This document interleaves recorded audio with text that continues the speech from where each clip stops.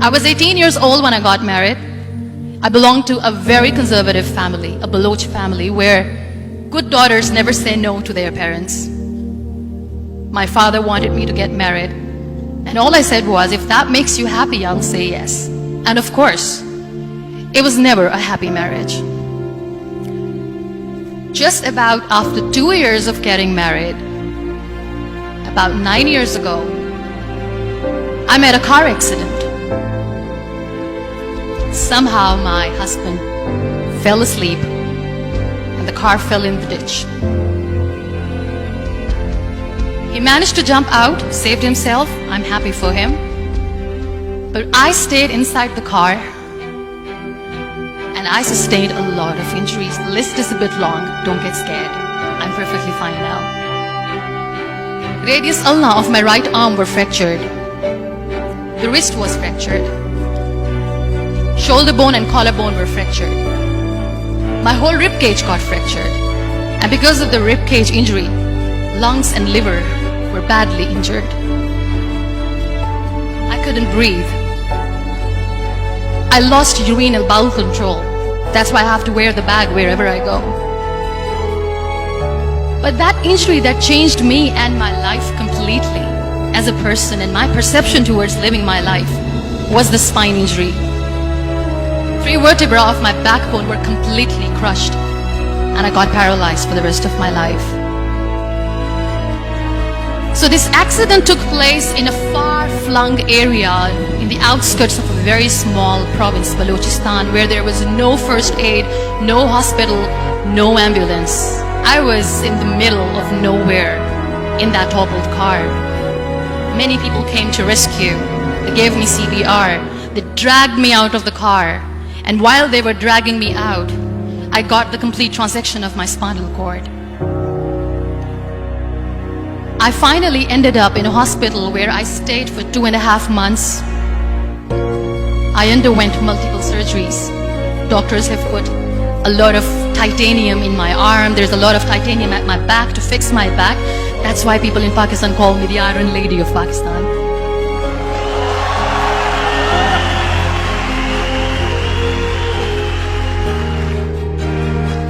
Those 2.5 months in the hospital were dreadful. I will not make up stories just to inspire you. I was at the verge of despair. One day, doctor came to me and he said, well, I heard that you wanted to be an artist, but you ended up being a housewife. I have a bad news for you. You won't be able to paint again because your wrist and your arm are so deformed, you won't be able to hold a pen again. And I stayed quiet. Next day, doctor came to me and said, your spine injury is so bad, you won't be able to walk again. I took a deep breath and I said, it's all right. The very next day, doctor came to me and said, because of your spine injury and the fixation that you have in your back, you won't be able to give birth to a child again. That day, I was devastated. I still remember, I asked my mother, why me? And that is where I started to question my existence. Why am I even alive? What's the point of living? I cannot walk, I cannot paint, fine, I cannot be a mother. And we have this thing in our heads, being women, that we are incomplete without having children. I am going to be an incomplete woman for the rest of my life. What's the point? So my mother said to me, this too shall pass.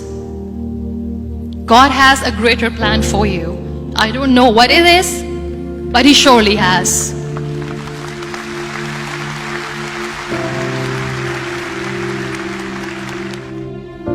So what kept me going was, one day I asked my brothers, I know I have a deformed hand, but I'm tired of looking at these white walls in the hospital and wearing these white scrubs. I'm getting tired of this. I want to add more colors to my life. I want to do something. Bring me some colors, bring me some small canvas. I want to paint. So the very first painting I made was on my deathbed, where I painted for the very first time. There were a lot of infections in my body, a lot of allergies. So doctors wanted me to lie down on the bed straight for not 6 months, for not 1 year, for 2 years. I was bedridden, confined in that one room, looking outside the window, listening to the birds chirping, and thinking maybe there will be a time when we'll be going out with the family and enjoying the nature. That was the time where I realized how lucky people are, but they don't realize. And you know how it all began? That day I decided that I'm going to fight my fears. We all have fears. Fear of unknown, fear of known, fear of losing people, fear of losing health, money. We want to excel in career, we want to become famous, we want to get money. We are scared all the time. So I wrote down one by one all those fears, and I decided that I'm going to overcome these fears one at a time. Do you know what was my biggest fear? Divorce.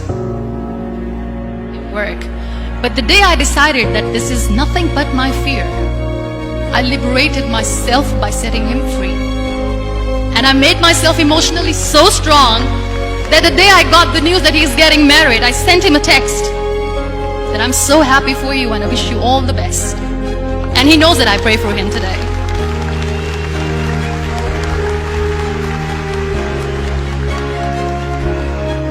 My biggest fear, number 2, was I won't be able to be a mother again. And that was quite devastating for me. But then I realized there are so many children in the world, all they want is acceptance. So there is no point of crying, just go and adopt one. And that's what I did.